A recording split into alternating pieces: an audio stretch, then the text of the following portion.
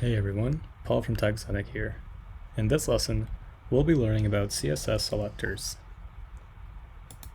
In the previous lesson, I briefly went over the Element Selector.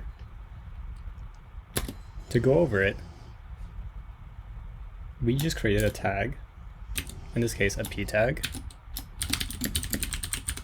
gave it some text, closed it, and then in our styles.css, we referenced the p tag just with the letter P and gave it a color blue. This is an element selector because we're directly referencing the element, in this case P, paragraph, in our styles.css. By using the element selector, this will make all p tags or all elements you target be given the property and value that you give it here. So for instance, if I create another p tag,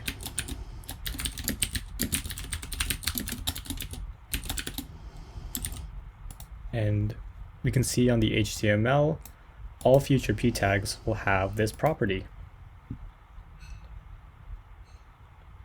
However, there are other ways to use selectors in CSS. The next one is the ID selector. To use the ID selector, we must first give an element an ID attribute. So in the p tag, I'm going to give it an ID equal to ID selector.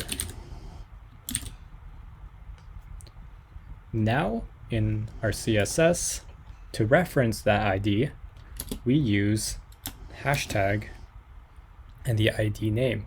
In this case, the ID name I gave this p tag was ID selector. And instead of blue this time, I'm going to give the color red to this paragraph. As you can see, this paragraph is now red because we're referencing the ID. And finally, the other type of selector is the class selector. Similar to the ID selector, we have to give it a class attribute and a name.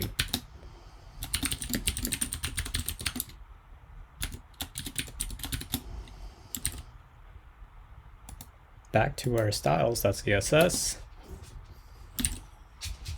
Instead of giving a hashtag to reference an ID, we use the period and then the class name.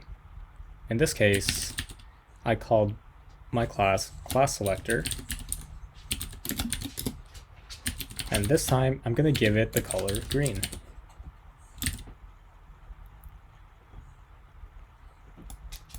Looking at our page, we can see that paragraph 1, we use the element selector because we're directly targeting the p tag. Paragraph 2, we used the ID selector. And paragraph 3, we used the class selector, as seen by the colors here. Thank you for listening. See you guys in the next lesson.